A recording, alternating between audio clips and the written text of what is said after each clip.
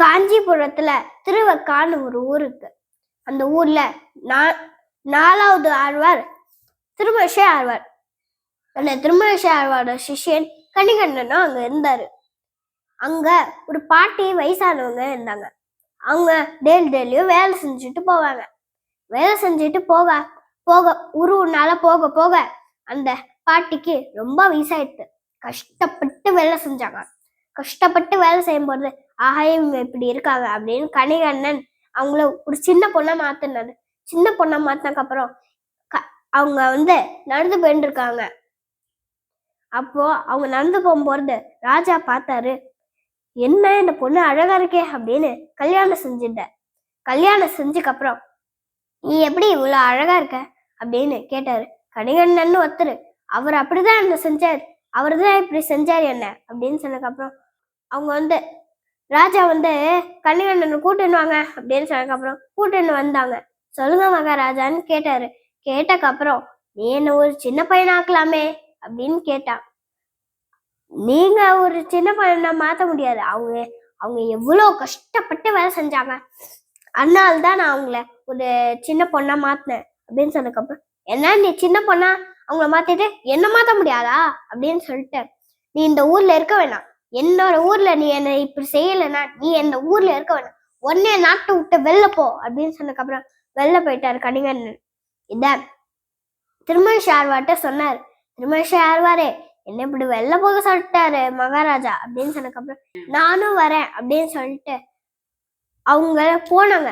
2 பேரும் ஒரு நிமிஷம் நான் போய் பெருமாள் கூட்டின்னு வரேன் அப்படின்னு சொன்னான். கணிகண்ணன் போகின்றான்.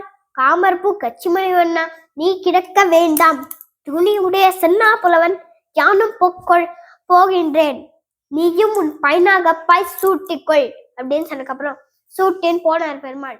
திருமழிசை ஆழ்வார், பெருமாள், அதுக்கப்புறம் கணிகண்ணன் 3 பேரும் அந்த ஊரை விட்டு ராத்திரியோட ராத்திரியா போயிட்டாங்க. மறுநாள் காத்தால விரிஞ்சதுக்கு அப்புறம் மகாராஜா கேட்டாரு, என்ன இவ்வளவு விட்டா இருக்கு அப்படின்னு கேட்டாரு. நேற்றுக்கு ராத்திரியோட ராத்திரியா பெருமாள் ஊரை விட்டு போயிட்டாரு அப்படின்னு சொன்னதுக்கு அப்புறம் என்னது ஊரை விட்டு போயிட்டாரா அப்படின்னு சொல்லிட்டு பெருமாள் தேடி போனாரு. பெருமாள் தேடி போனதுக்கு அப்புறம் பெருமாள்கிட்ட கேட்டாரு, என்னை மறைச்சுங்கோ, நீங்க திரும்பியும் ஊருக்கு வாங்கோ, நீங்க என்கிட்ட கேட்க வேணாம், ஆழ்வார் வந்ததுனால தானே நான் வரல அப்படின்னு சொன்னதுக்கு அப்புறம் ஆழ்வார்கிட்ட கேட்டாங்க, மறைச்சுக்கோங்க அப்படின்னு சொன்னாங்களா.